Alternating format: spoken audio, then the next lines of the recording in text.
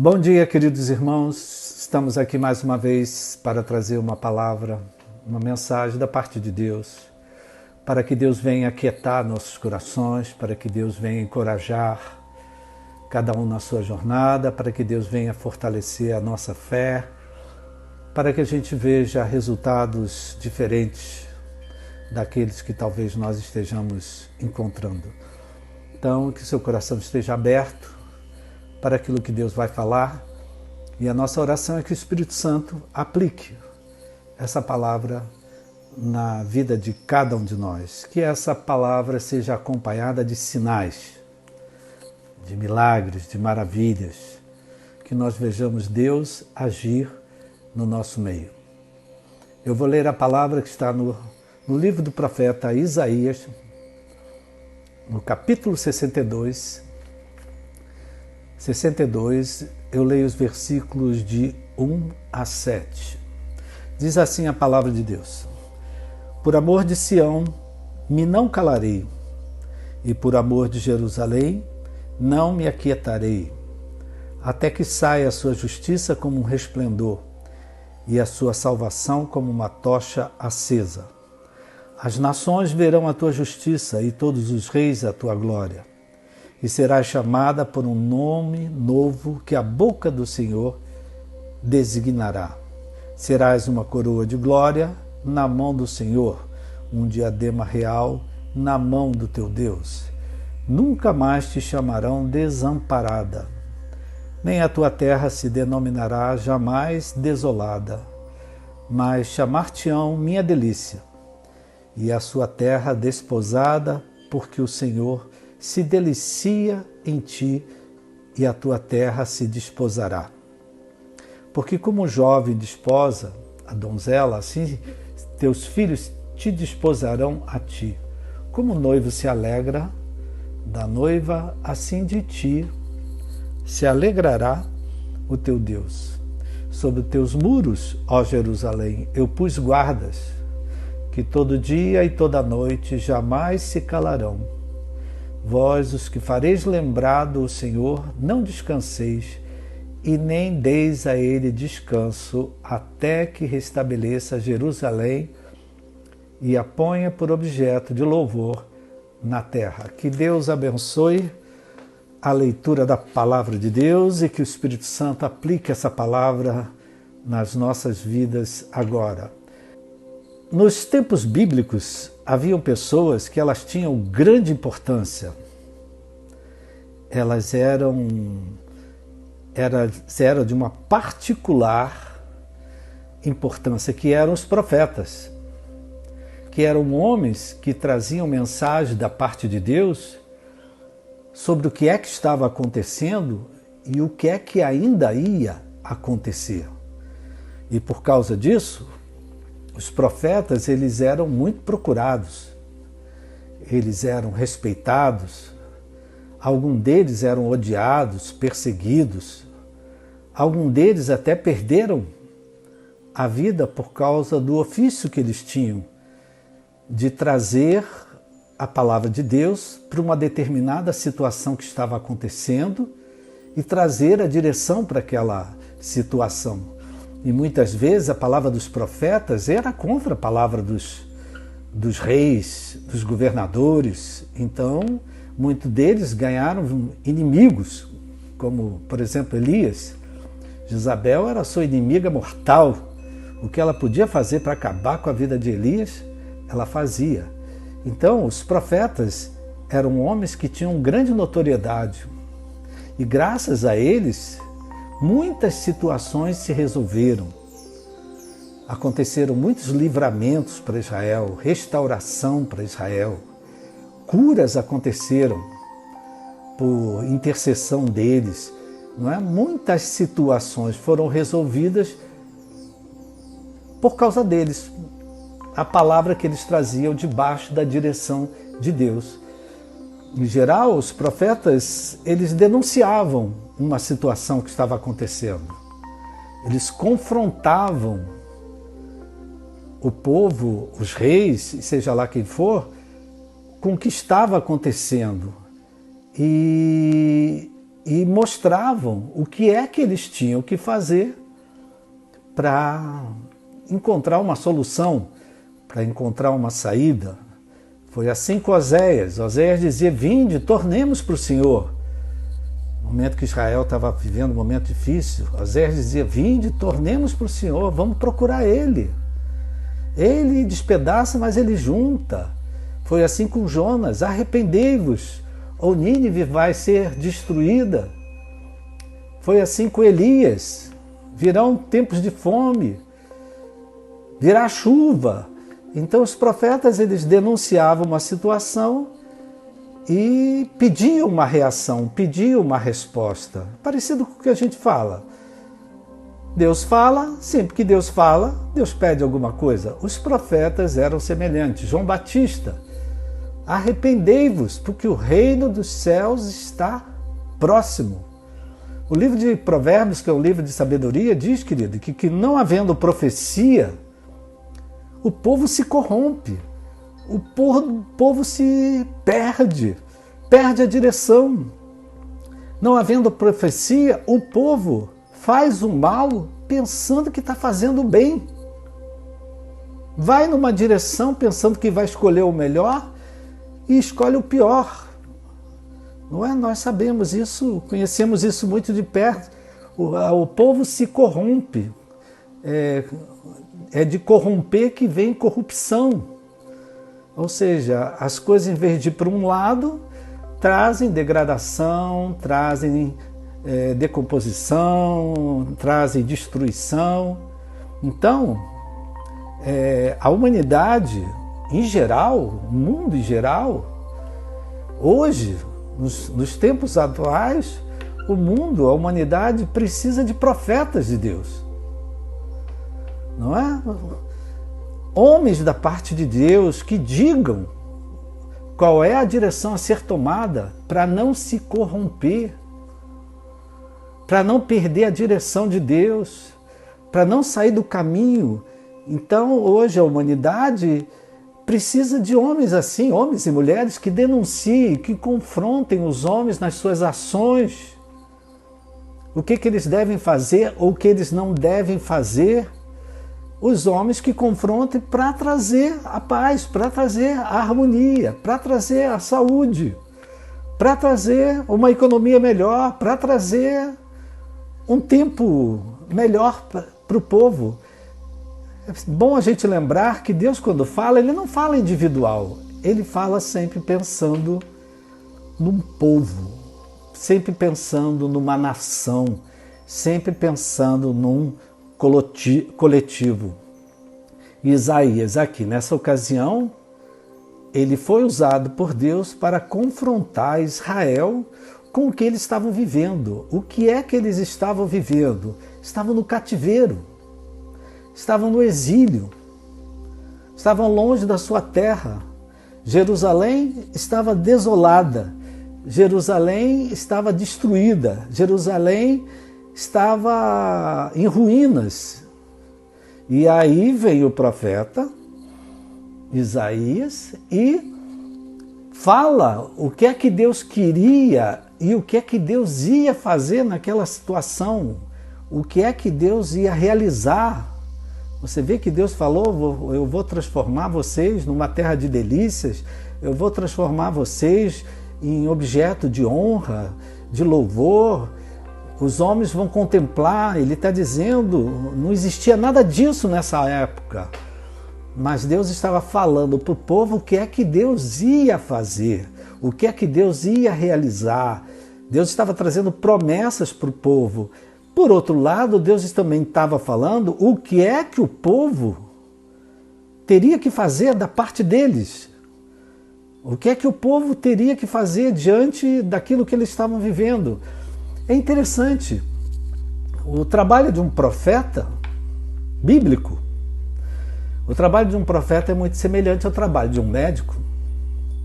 O médico, quando ele recebe um paciente, ele faz um diagnóstico. Mediante aquele diagnóstico, ele dá um tratamento, ele dá uma terapêutica e aponta para o futuro daquele paciente um prognóstico. Então, esse é o trabalho de um médico. Ele tem que ter um diagnóstico, ele faz um tratamento e ele diz, olha, você vai se recuperar em uma semana. Olha, a situação é grave, ele faz um prognóstico. Os profetas, eles também faziam isso. Diante das situações que aconteciam, eles denunciavam, confrontavam, apontavam o que é que estava acontecendo e o que é que o povo, que o rei, que os governadores, seja lá quem for que recebesse a profecia, Natan estava com lepra e buscou Eliseu, e Eliseu mandou ele mergulhar 7 vezes no rio. Então, o profeta é muito parecido com o médico. O médico, aliás, é muito parecido. O médico faz o diagnóstico, dá um tratamento e dá um prognóstico, diz o que é que vai acontecer. Era assim que acontecia nos tempos bíblicos e hoje nós precisamos desses homens e mulheres que cumpram esse papel, que anunciem para nós o que é que Deus está falando, como é que Deus está vendo a situação, o que é que Deus está pensando, o que Deus está esperando que nós façamos, o que é que Deus está esperando que nós coloquemos em operação. Era assim nos tempos bíblicos e é assim ainda no dia de hoje. Eu fiz uma comparação aqui que é bem pertinente. Eu disse que o trabalho dos profetas bíblicos é muito parecido, era muito parecido e é muito parecido com o trabalho dos médicos. O médico, ele faz um diagnóstico, ele dá um tratamento e ele anuncia um prognóstico para aquele tratamento. O médico pode ser o melhor do mundo, pode ter feito o diagnóstico preciso, dado um tratamento eficaz, mas se o paciente não atender, não confiar, não acreditar naquilo que o médico diz, fica por conta do paciente, não fica por conta do médico. Os profetas bíblicos, você vê, grande parte da nossa Bíblia é composta de profetas. Hoje nós temos Jesus Cristo como Senhor e Salvador. Hoje nós temos o Espírito Santo. Hoje nós temos a igreja pregando para nós, mas a palavra dos profetas não passaram. As palavras dos profetas também servem para nós, desde que nós apliquemos ao nosso contexto. Nós, assim como foi para o povo, assim também é para nós, mas nós temos que aplicar ao nosso contexto. Hoje nós temos um Senhor, temos um Salvador, temos o Espírito Santo, então não existe isso. Não, o Velho Testamento não tem valor. O que os profetas disseram não tem mais valor. Tem valor. É só que a gente tem que aplicar, a gente tem que atualizar aquilo que eles falaram e contextualizar aquilo que nós vivemos. Então, a palavra dos profetas anunciavam, denunciavam, confrontavam, apontavam para alguma coisa que estava acontecendo e exigia do povo uma reação, e exigia do povo uma ação, uma fé naquilo que Deus falou e que eles agissem conforme Deus. Se o meu povo, que se chama pelo meu nome, se humilhar, orar e me buscar e se converter dos seus maus caminhos, quem é que tem que fazer isso? Nós. Eu ouvirei dos céus e sararei a sua terra. Olha só, início, meio e fim. Se acontecer isso, vocês fazem isso, que vocês vão colher aquilo. É assim que a Bíblia está cheia de palavras proféticas. Então, no caso de Isaías, Isaías profetizou para Israel num tempo que Israel estava no cativeiro, na Babilônia. longe da terra natal, longe da sua história, da sua cultura, dos seus rituais de celebração, longe de tudo. Jerusalém, por sua vez, desolada, abandonada, em ruínas, entregue à sua própria sorte. Quem poderia imaginar que isso viesse a acontecer com o povo de Deus? Um povo que tinha recebido promessas. Ninguém esperava que as coisas fossem chegar a esse ponto. Jerusalém abandonada, o povo no exílio. Olha só, gente, não é igual, mas é parecido com os questionamentos que nós, povo de Deus, cristãos, lavados e remidos no sangue de Jesus, que temos o Espírito Santo habitando em nós, mas não é diferente de muitos questionamentos que nós temos feito nesses dias que nós estamos vivendo diante dos fatos. Meu Deus, eu nunca pensei que isso viesse a acontecer. Aliás, esse é um comentário que eu tenho ouvido de várias pessoas, principalmente dos idosos, dos de idade avançada. Eu nunca vivi isso na minha vida. Eu nunca vi isso acontecer. Um deles disse para mim, eu nem sabia o que era pandemia. Nunca tinha ouvido falar nessa palavra. E agora é pandemia, é isolamento, é pessoas morrendo, é tanta coisa acontecendo. Então muitos hoje, de uma certa forma, nós já falamos isso aqui, né, nas outras mensagens que nós temos pregado, em geral eu vou alinhavando uma mensagem na outra, mas questionamentos que muitos de nós também estamos fazendo hoje. Como é que nós chegamos a essa situação? Como o Brasil chegou a esse ponto? Hoje o Brasil é o segundo já infectados no mundo todo. Como é que correu tudo tão rápido? Como é que isso tudo aconteceu? E foi assim que aconteceu com Israel.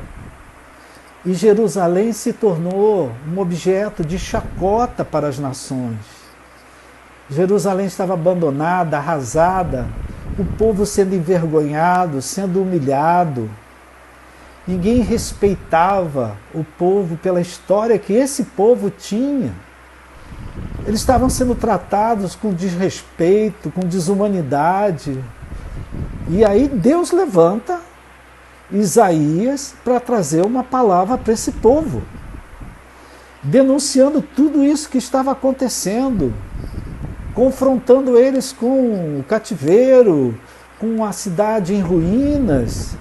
Mas presta atenção, ele confrontou, denunciou, vocês vieram para o exílio, vocês fizeram isso, fizeram aquilo, mas presta atenção, Deus também, através de Isaías, apontou para o futuro, fez um prognóstico que nenhum médico faz, apontou para o futuro daquele povo. O que é que ia acontecer depois desse cativeiro? O que é que ia acontecer depois que terminasse toda essa situação? Ou seja, o profeta deu um projeto de futuro para esse povo que estava com o país acabado, a cidade de Jerusalém destruída e o povo no cativeiro. Ele disse, as nações verão a tua justiça, os reis vão contemplar a sua glória. Vocês serão chamados por um novo nome. Quando a Bíblia diz que vai dar um novo nome, fala de uma mudança de direção na vida daquela pessoa. Por exemplo, Jacó deixou de ser Jacó, passou a chamar Israel. É como se dissesse, essa pessoa vai ter direito a um novo destino, vai ter direito a uma nova possibilidade, uma nova oportunidade. Então o profeta anunciou tudo o que estava acontecendo, mas apontou para eles um futuro, que Deus ia restaurar aquela nação, que Deus ia libertar aquele nome, aquele povo. Então, o desejo de Deus, queridos, trazendo isso para nós é nos abençoar. O desejo de Deus é nos levar a experimentar mais da sua graça, da sua misericórdia, da sua compaixão, mas nós precisamos ouvir a voz de Deus. Nós precisamos ouvir o que Deus está falando, o que Deus está mostrando, o que Deus está apontando, o que Ele está sinalizando para nós que nós devemos fazer, como nós devemos reagir. Então, assim como Deus estava falando ao povo de Israel, Deus hoje está falando comigo, está falando com você, está falando com o país, está falando conosco. Ele quer restaurar essa nação, Ele quer trazer a saúde de volta, Ele quer trazer o equilíbrio, a harmonia de volta, mas nós precisamos ouvir a voz de Deus. Quem manda é Deus. Ele é o Senhor, então nós precisamos estar atentos àquilo que Deus está falando conosco. Então hoje, no meio de tudo que nós estamos vivendo, o que você está vivendo, Deus está falando. Agora, Ele precisa encontrar em nós ouvidos. Quem tem ouvidos, ouça. E hoje são muitas vozes falando, muita gente dizendo até em nome de Deus. Então nós precisamos ouvir a voz do Deus que conhece todas as coisas, que sabe todas as coisas e que tem uma solução, tem uma saída, tem um caminho que nós temos que buscar. Então que teu coração esteja aberto para deixar o Espírito Santo falar com você e aplicar essa palavra especificamente na tua vida. Na tua vida, na tua casa, na tua família, naquilo que está ao teu redor. Deixe Deus falar. Deixe Ele falar. Agora, ouça e seja dócil à direção do Espírito Santo. Não seja uma pessoa resistente, dura, incrédula. Ouça a voz de Deus, porque Deus sempre quer o melhor para nós. Nós falávamos, Isaías, no momento difícil que Israel vivia, no cativeiro, com Jerusalém destruída, Isaías trouxe uma palavra para dizer ao povo que Deus ia mudar todo aquele estado de coisas. Que o povo ia ser liberto do cativeiro, que eles iam voltar para Jerusalém, que a glória de Deus ia voltar para Jerusalém, que Jerusalém de envergonhada, humilhada, ia ser um lugar de exaltação, um lugar de honra, ou seja, que tudo ia mudar, que tudo Deus ia restaurar todas as coisas. E de fato isso aconteceu. O povo voltou para Jerusalém e Jerusalém se reergueu, Jerusalém se restabeleceu. Dá para a gente pensar um pouco aqui. Como terá sido a volta desse povo para Jerusalém? A cidade em ruínas. Como será que foi eles se reorganizarem, começarem tudo de novo?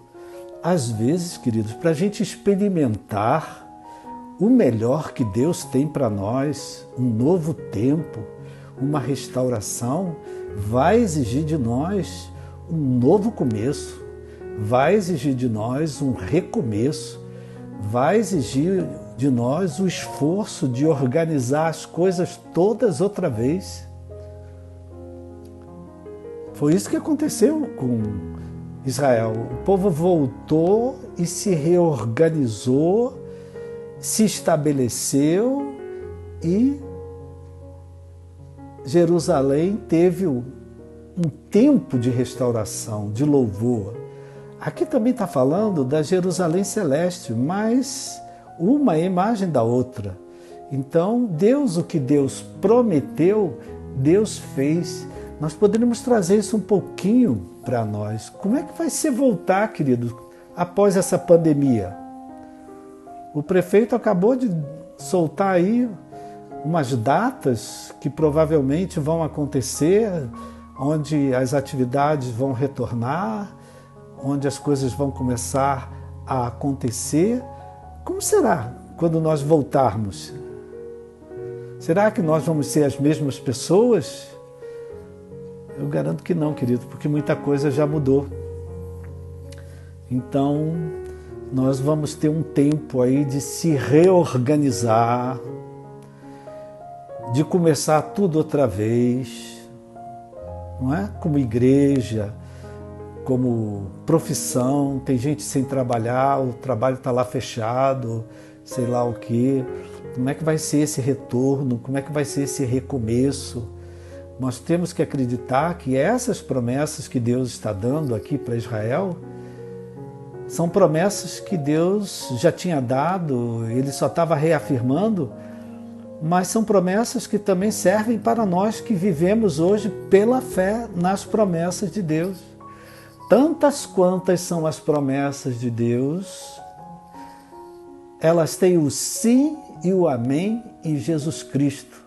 Então, tudo que Deus nos prometeu de provisão, de cura, de salvação, de restauração, para nós hoje que estamos em Cristo Jesus como Senhor e Salvador, essas promessas têm o sim e o amém para nós.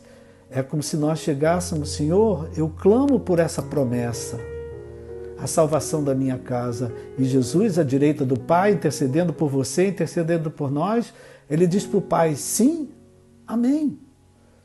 Então, essas promessas, de uma certa forma, elas servem para nós também. Esse era um tempo de vale que eles estavam vivendo. É no vale, querido, vale porque eles estavam no cativeiro, a cidade destruída. É no vale que nós precisamos ouvir o que Deus tem para nos falar. É no vale que nós precisamos fortalecer a nossa fé. Quando as coisas estão bem, não precisamos, mas quando estamos passando por necessidades, por lutas, por medos, por tantas coisas, tantas ameaças, ataques, é no vale que nós precisamos ouvir a palavra de Deus para fortalecer a nossa fé, ouvir o que Deus... E quando Deus fala, Ele pede alguma coisa. E Deus falou a esse povo, e Deus está falando conosco. Em primeiro lugar, o que é que Deus pediu a esse povo? Que eles acreditassem nas promessas de Deus. Porque o povo no cativeiro, querido, tudo destruído, e Deus dizendo que vai ter um tempo de glória, e que vai ter um tempo de restauração, e que as coisas vão acontecer dessa forma, vão acontecer daquela, dando um prognóstico, um projeto de futuro para aquele povo. Essa é uma hora que às vezes é difícil de acreditar. É difícil de crer. Então, o primeiro desafio para nós, que Deus nos pede aqui, é que nós acreditemos hoje nas promessas de Deus. Que você acredite. Eu não sei qual é o vale que você está passando, a luta que você está enfrentando.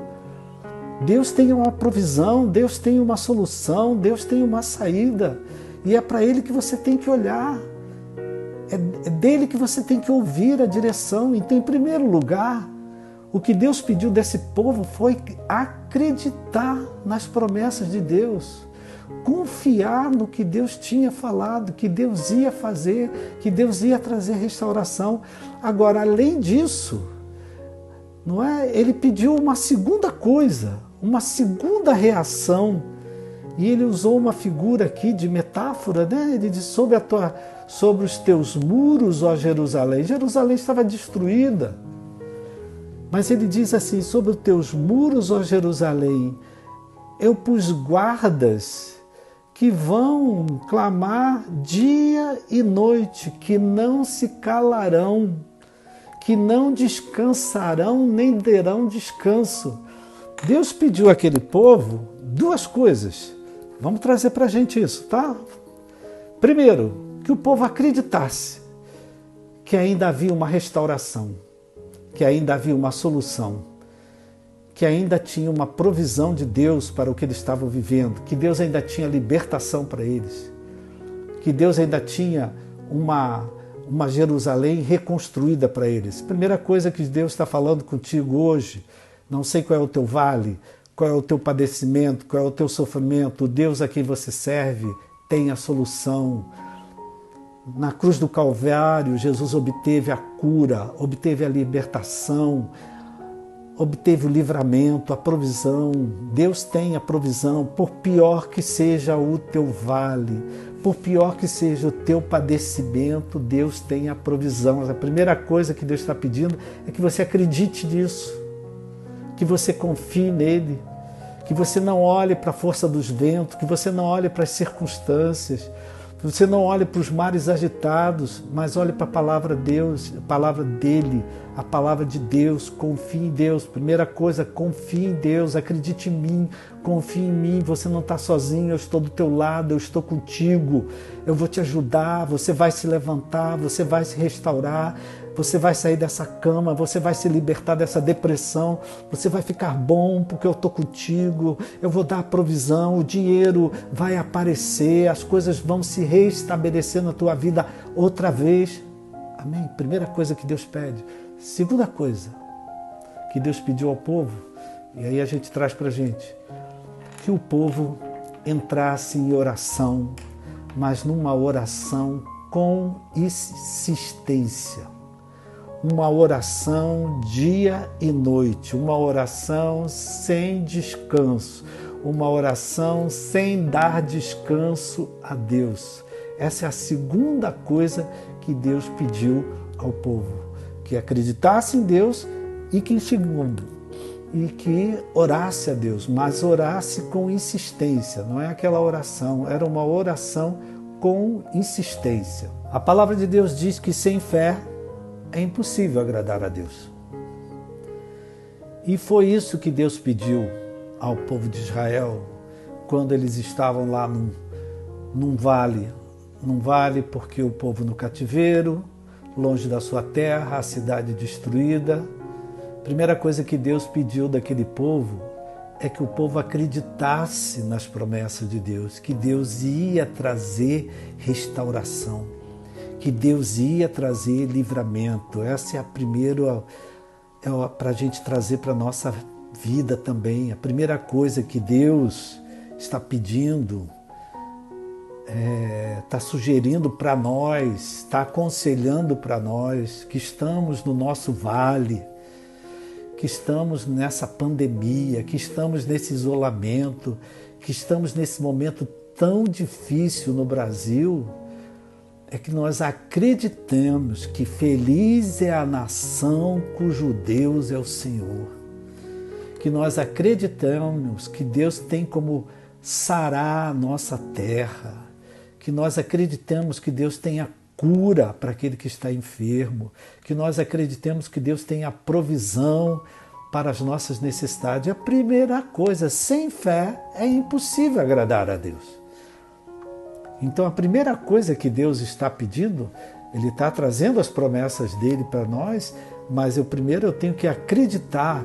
Agora, Deus pede uma segunda coisa. E é interessante você ver que a restauração de Israel começou a acontecer, primeiro, a partir deles acreditarem no que Deus estava falando. E segundo, através de um movimento de oração insistente, um movimento de oração perseverante, um movimento de oração de dia e noite, lembrando a Deus o que Deus falou, lembrando a Deus o que Deus prometeu. Ele diz: desperta-me a memória, fala comigo para que a gente entre em juízo. O profeta diz: lembre a Deus o que Deus prometeu. Lembre a Deus o que Jesus obteve na cruz do Calvário quando Ele morreu por nós. Lembre a Deus a obra completa e perfeita que Jesus fez na cruz do Calvário quando Ele disse: está consumado. Lembre a Deus o poder da ressurreição.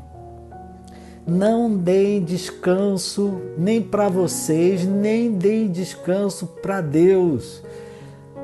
Deus pedindo de nós, querido, uma oração mais insistente, mais perseverante. Alguns de nós fomos filhos bem insistentes com nossos pais.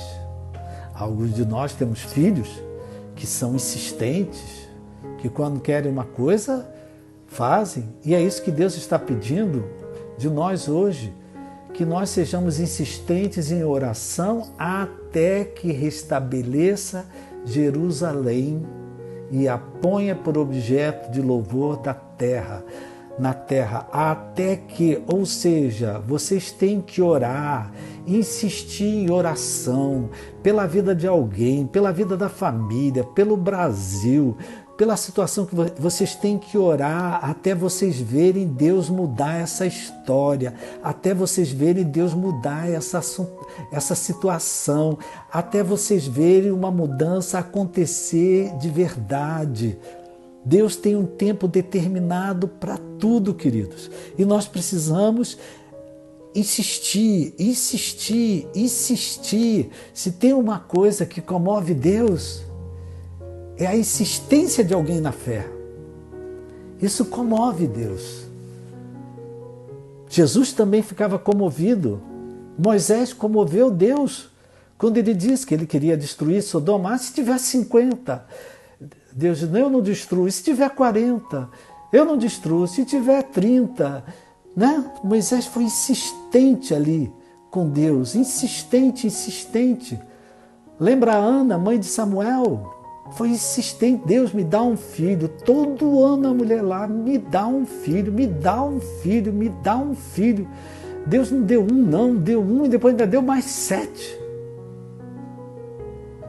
Então Deus, Ele gosta dessas pessoas. Jesus, o próprio Bartimeu, que nós estávamos falando aqui na quarta-feira, Bartimeu foi insistente. Jesus, filho de Davi, tem compaixão de mim. Jesus, tenha misericórdia de mim. A Sirofenícia atrás de Jesus. Jesus, despede essa mulher, porque ela não para de nos seguir. Mas ela foi insistente. Aquela viúva do juiz iníquo, eu vou ficar aqui na porta até esse homem julgar a minha causa. Então, Deus honra aqueles que são insistentes em oração, são insistentes na fé. Quem é insistente na fé, na oração, na perseverança, não fica sem uma resposta da parte de Deus. Deus responde. Deus tem provisão para nós, para todas as nossas necessidades. Hoje, nós também estamos, como esse povo, vivendo um vale, querido. E nós temos... Deus espera que nós, no meio disso que nós estamos vivendo, nós tenhamos fé naquilo que Ele tem nos prometido, que nós tenhamos fé na obra perfeita e completa que Jesus fez na cruz do Calvário, que nós tenhamos fé naquilo que Deus nos prometeu. Agora, Deus espera que nós, como igreja, que nós também ficamos nesse lugar de oração, esses guardas de insistência, orando a Deus, clamando a Deus. Deus hoje espera de nós, a igreja, no meio do que a gente está vivendo no Brasil, na saúde, na economia. Deus espera que a gente ore a Deus, que a gente clame a Deus, que a gente interceda. Esse é o nosso papel de igreja. A igreja não tem que bater boca, não tem que discutir, não tem que ficar brigando. O negócio é a gente orar a Deus, clamar a Deus, insistir. E às vezes, meus irmãos, uma oração bem simples, como a de Bartimeu: Jesus, filho de Davi, tem compaixão de nós. Jesus tem compaixão daqueles que estão trabalhando nos hospitais de campanha. Tem compaixão dos profissionais de saúde. Quantos já faleceram, Pai? Cuidando de outros. Tem compaixão dessas pessoas. Tem compaixão dos infectados, Pai. Daqueles que fizeram o exame, deu positivo. Tem compaixão, tem misericórdia. Senhor, tem compaixão desse país, Pai. Traz ventos de amenidade para esse país. Livra esse país de tempestades, de ventos contrários, de confusão, de briga, de contento. Restaura a paz nessa nação. Nós, como igreja, temos que ocupar esse papel, queridos. Primeiro, confiar que Deus tem solução. E segundo, nos dedicarmos a uma oração com insistência, lembrando a Deus, não dando descanso a Deus. Então hoje, em vez de você ficar aí repreendendo o corona e chamando o corona de demônio disso, ore a Deus e diz: Senhor, misericórdia, Pai. tenha misericórdia dessa nação, tenha misericórdia do Rio de Janeiro, tenha misericórdia de nós. Salva essa nação, salva esse país, salva essas pessoas que estão correndo risco de vida. Olha para os entubados, Pai, nos que estão nos respiradores, tem misericórdia e traz a vida de volta na vida deles. Esse é o nosso papel, queridos.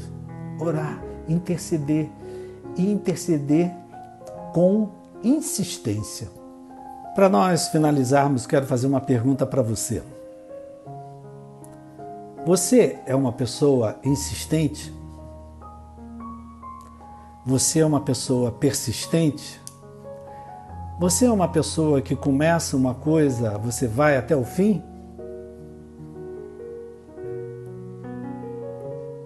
Se pergunte. Se tiver alguém perto de você, pergunte para essa pessoa se ela acha que você é insistente. Por falta de insistência, queridos, nós já perdemos muita coisa na vida. Por falta de insistência, não é? Relacionamentos acabaram, faculdade não se concluiu, tantas outras coisas que você começou e não terminou porque faltou insistência, faltou, quem sabe, alguém te dando apoio. Aqui Deus estava pedindo de Israel, e vamos trazer isso para nós, Deus está pedindo da igreja, que nós confiemos na palavra dele, nas promessas dele, e que nós façamos o nosso trabalho de oração, de intercessão, de clamor, de súplica, de insistência diante de Deus, sem dar descanso a Deus, clamando pelo cumprimento das promessas dele na nossa vida, no país, na nossa família, na nossa saúde, em qualquer área da nossa vida. Mais uma pergunta: o que será que a vida hoje está te pedindo? Em que área da tua vida Deus está te pedindo insistência? O que é que Deus está pedindo à vida, Deus? Você não começou tal coisa? Agora acaba. Você não iniciou? Agora finaliza. O que será que Deus está pedindo de você, está pedindo de mim, pedindo de nós? Insista. Não desista, insista. É muito interessante, eu fui na minha estante pegar uma cola, que estava no meio dos meus livros, e eu fui puxar a cola, caiu um livro no chão. E o livro caiu no chão aberto, né? A capa para cima, mas aberto. E eu, como já conheço muitas histórias assim, peguei o livro e abri. E quando eu abri, era uma história sobre insistência. Eu falei: Deus, o Senhor quando quer falar, o Senhor fala quando a gente quer e quando a gente não quer. Eu digo: não acredito. Uma história sobre insistência e uma história real. Eu li isso hoje de manhã, gente. Eu li hoje de manhã o livro contando a história, uma história que aconteceu, que é verdadeira, é verídica. Aconteceu lá na Romênia. Tinha um homem que dizia sempre, tinha um filho menor, e ele dizia sempre para o filho dele: meu filho, haja o que houver, eu vou sempre estar ao teu lado. Aconteça o que acontecer, teu pai vai estar sempre ao seu lado. Em qualquer momento, meu filho, você pode contar sempre com a ajuda do teu pai. O teu pai vai estar sempre perto de você. Esse livro até me lembrou meu pai, porque meu pai dizia para mim assim: meu filho, enquanto você tem pai, você tem tudo. Ouvi isso inúmeras vezes.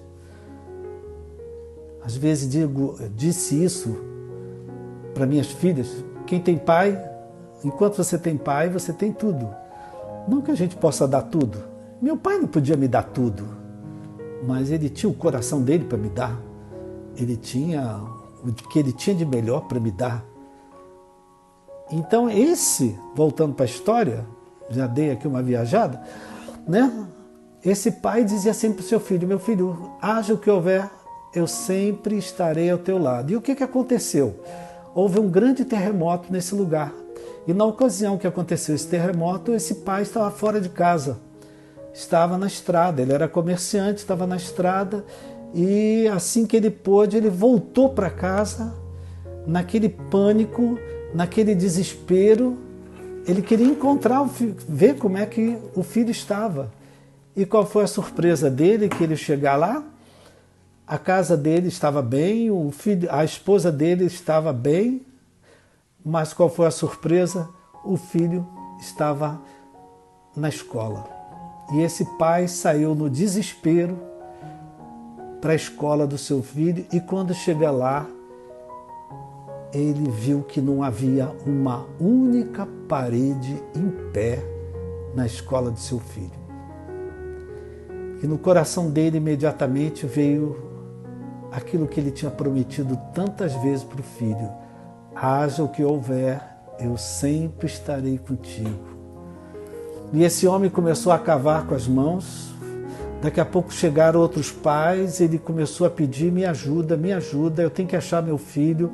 E começou todo mundo a cavar, e as horas foram passando e ele não encontrava nada. E daqui a pouquinho chegou a polícia, chegaram aquela equipe de resgate, começaram também a cavar. Daqui a pouquinho chegou o corpo de bombeiros e ele chamando pelo filho, começou a gritar, chamar pelo filho e pedindo: por favor, me ajude, eu preciso encontrar meu filho, eu não posso abandonar meu filho, eu sempre disse para ele que eu nunca ia abandonar. E as horas passaram, queridos. Não passaram 5 horas, não passaram 10 horas, não passaram 24 horas. Esse homem passou um dia inteiro no meio dos escombros, queriam tirar ele de lá, e ele gritando, chamando.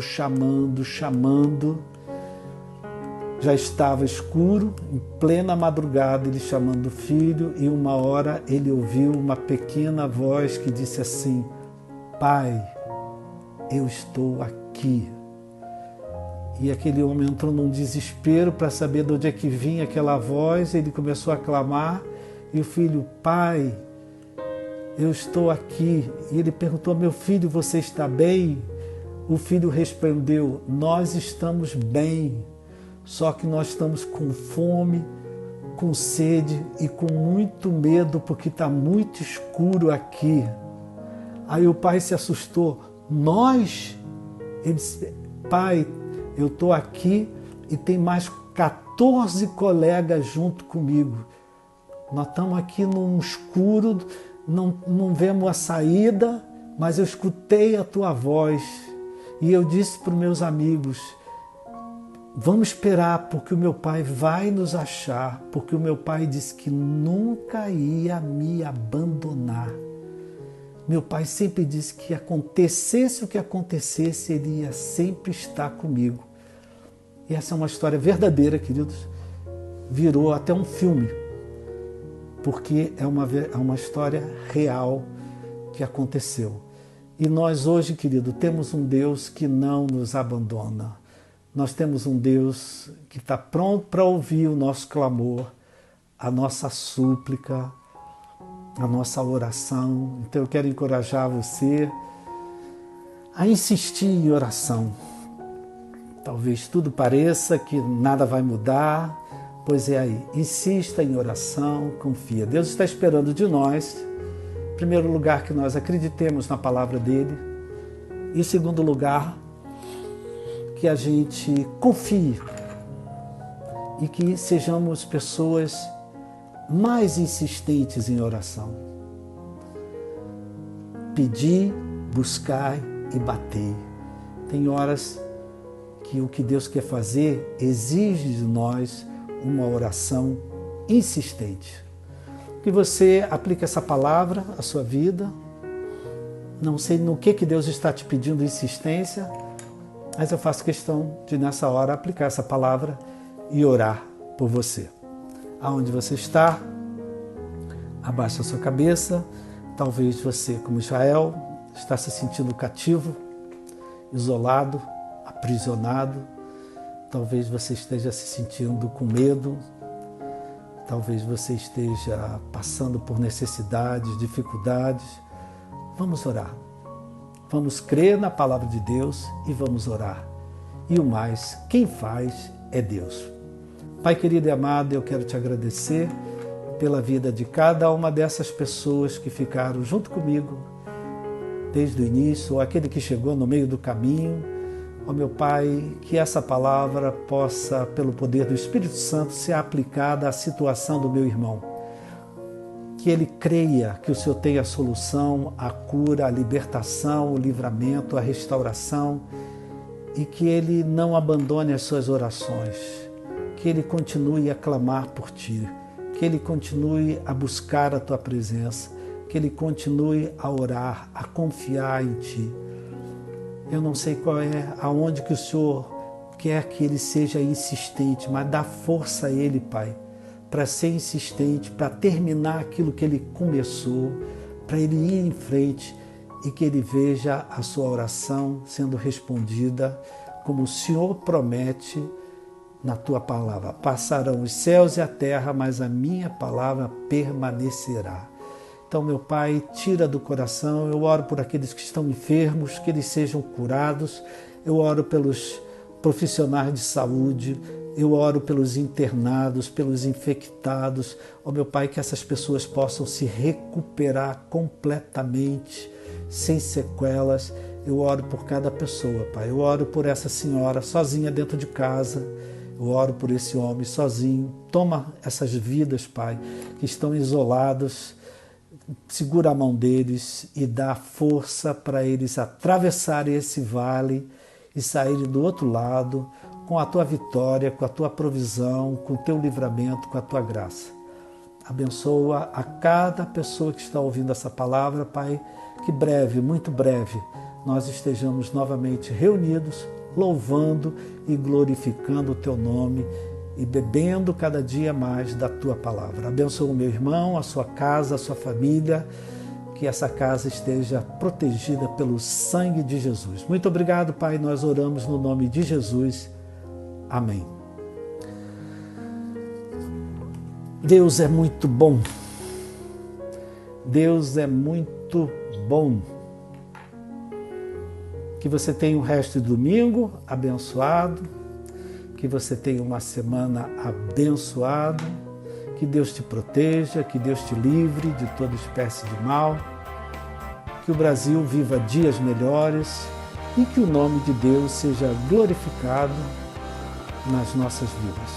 Que você tenha uma semana abençoada. Quarta-feira, se Deus quiser, estaremos aqui às 19h30 trazendo mais uma palavra para alimentar a sua fé e abençoar a sua vida. Fique na paz, que Deus te abençoe, rica e abundantemente.